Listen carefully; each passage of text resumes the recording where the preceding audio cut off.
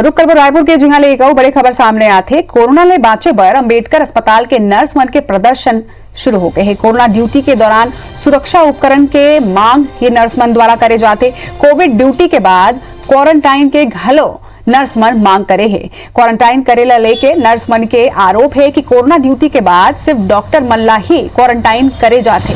वहीं नर्स मन के प्रदर्शन में सफाई कर्मी और वार्ड बॉय घल के शामिल है। तो तस्वीर भी आप मन देखा था। और ये बड़े खबर नर्स मन क्वारंटाइन के मांग करे है। ओकर मन के कहना है कि अगर क्वारंटाइन नहीं करे जावे ओ मल्ला तो ओकर मन के संक्रमण के सीधा असर ओकर मन के परिवार ऊपर घलो के पड़ी। पहले ले भी ये मांग करे जात रही से और अब प्रदर्शन करत है मन। तो नर्स मन के प्रदर्शन और एवं सफाई कर्मी और वार्ड बॉय के घलों के समर्थन मिला थे। और मन के मांग कि सिर्फ डॉक्टर ला ही क्वारंटाइन करे जाते। एक संग नर्स मन ला घलों के क्वारंटाइन करे जाते।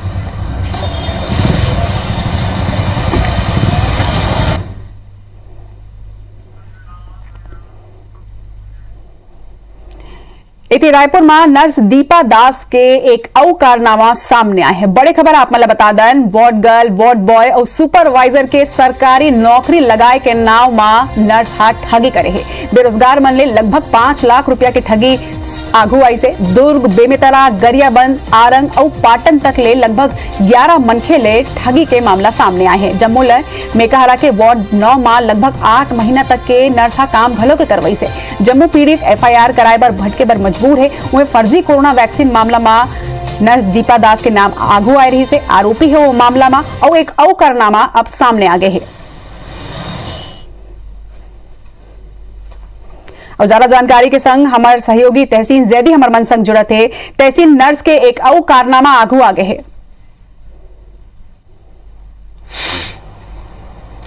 रचना, देखिए जिस तरीके से इस पूरे मामले का जो फर्जी कोरोना वैक्सीन का जो पूरे मामले का जो खुलासा IBC 24 ने किया था, जिसमें मेकाहारा की जो स्टाफ नर्स है दीपा दास और उसके साथ जो उसका रमेश चंद सार जो उसका एक पार्टनर जो था उसकी गिरफ्तारी हुई थी और वो अभी जेल में है फिलहाल। और उसके बाद एक बड़ा खुलासा आज IBC 24 फिर से इस बात को कर रहा है कि जो दीपा दास है और इसके पार्टनर है, इसके द्वारा जो है वो करीब 11 जो बेरोजगार जो हैं, ग्रामीण इलाकों के जो बेरोजगार हैं, उनसे किसी से 35,000, 80,000, 10,000 ऐसा करके उन्होंने तकरीबन 5 लाख रुपए लिए हैं। और लेने के बाद उनसे मेकाहारा के वार्ड 9 में उनसे काम भी कराया है 8 महीना। तो मतलब कुल मिला के ये कह सकते हैं कि ये दुस्साहस की पराकाष्ठा एक बार फिर से दुस्साहस की पराकाष्ठा तो आप सही बोला था। लेकिन एक संगे ये सवाल घलो के उठा थे कि 8 महीना तक के ओमन काम करत रही ने और सरकार के नजर घलो के नहीं पड़ी इसके 8 महीना ले ऐसे वार्ड बॉय मन काम करत थे जकर मन के नौकरी घलो के सरकारी अस्पताल में नहीं है।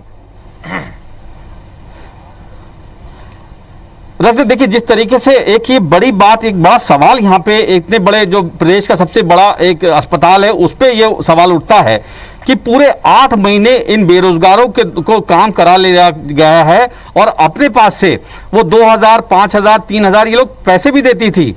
तो इस मामले पे हम आपको मिलवाते हैं जो इस पूरे मामले में जो पीड़ित हैं उनसे बात करते हैं कि ये किस तरीके से ये लोग भटक रहे हैं और कैसे पैसे लिए और किस नाम से पैसे लिए इन्होंने। जी सर, मैं संजय कुमार वर्मा हूं और ये जो दीपा दास स्टाफ नर्स है मेकाहारा में वार्ड 9 में जिनकी ड्यूटी रहती है, ये विगत 1 वर्ष पूर्व इनसे हमारा संपर्क हुआ। संपर्क होने के बाद बोले कि मेकाहारा में पोस्ट आया है वार्ड बॉय, वार्ड गर्ल और सुपरवाइजर का। कुछ पोस्ट संविदा का है, कुछ पोस्ट कंपनी पेरोल का है।